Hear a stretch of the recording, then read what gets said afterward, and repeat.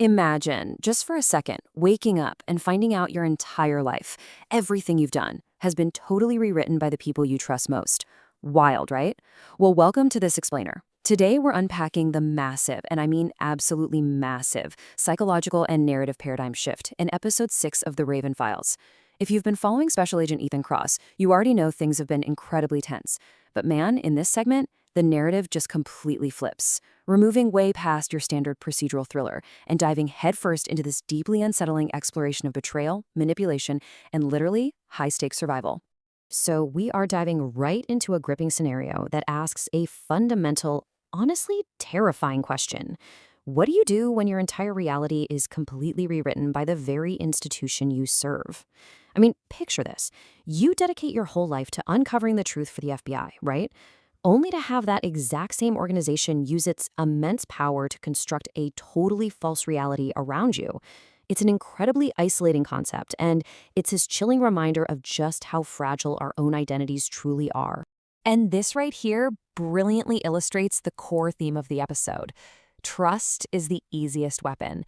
It's such a haunting taunt from our antagonist, and it perfectly sets the stage for a story that pivots from, a simple hunt for a killer to an absolute masterclass in psychological warfare. Trust is supposed to be your shield, but here, it's exactly the tool being used to systematically dismantle Ethan's life and back him into a corner. All right, let's jump right into section 1, Framed by the Bureau. Okay. So we start right in the thick of this immediate, visceral conflict. Ethan Cross is trapped inside a silent church, totally surrounded by 20 of his own FBI agents. Every single gun is pointed right at him.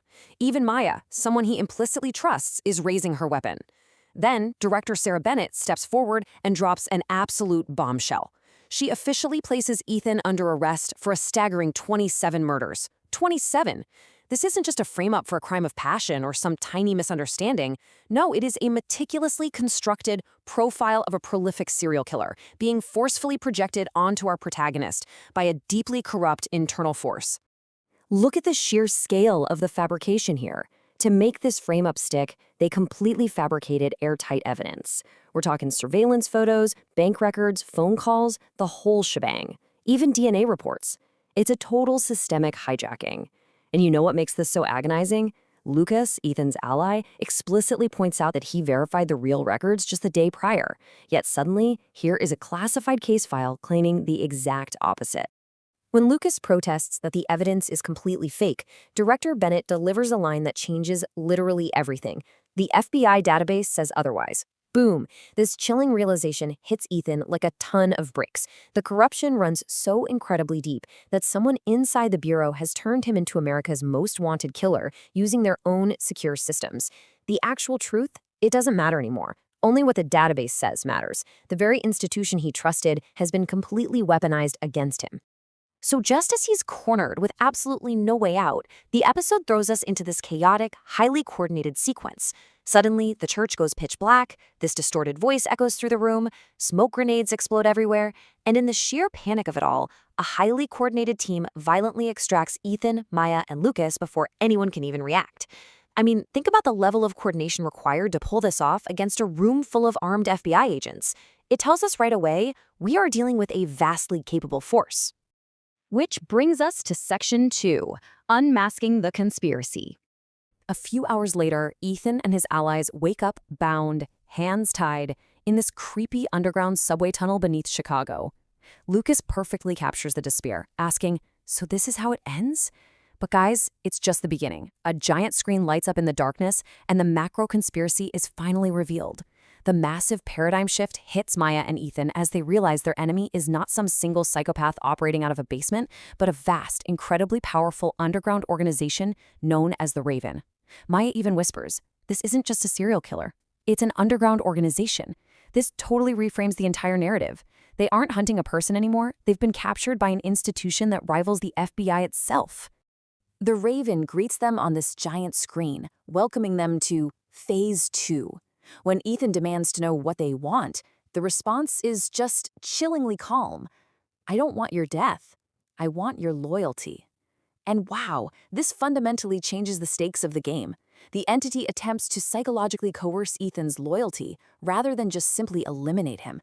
Think about it. If they wanted him dead, he would have died back in that church. Instead, he has been selected for something far, far more complex. As the true scope of their mission flashes on screen, we see their targets. We're talking corrupt judges, drug cartels, politicians, police commissioners, and, yep, even FBI directors. The organization justifies its brutal actions by targeting systemic corruption at the absolute highest levels. Their motto, "We don't create monsters, we remove them." It visually demonstrates their terrifying, far-reaching influence. They're basically painting themselves as this necessary evil, stepping in to clean up the system that Ethan's own FBI totally failed to police. Let's move into Section 3, the ghost from the past. Targeting systemic corruption is a macro-level ideology, right? But to truly break someone like Ethan, to actually secure that unyielding loyalty they want, the organization pivots from the macro scale back to the painfully micro and personal. The strategy shifts from ideological justification to deep, deep emotional manipulation. The screen flashes to a new image, and I swear, Ethan's heart completely stops. Standing inside a locked room, looking directly into the camera, is a young woman. It's his long-lost sister, Emily, the same sister he believed had been dead for 2 whole decades. She's actually alive and being held captive. She reaches out toward the camera, pleading, "Ethan, please don't leave me again." It is a staggering reveal that turns literally everything Ethan knows about his own life entirely upside down. And this is exactly where the Raven drives the knife in. With this soft, creepy laugh, they tell Ethan, "You've spent 20 years mourning her. I spent 20 years protecting her." Oh man. The Raven uses this shattering emotional revelation as the ultimate leverage, twisting Ethan's lifelong grief into a devastating weapon of control.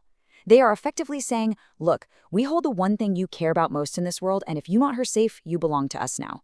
It's a masterful, incredibly cruel stroke of psychological manipulation. Finally, we arrive at Section 4, the deadly ultimatum.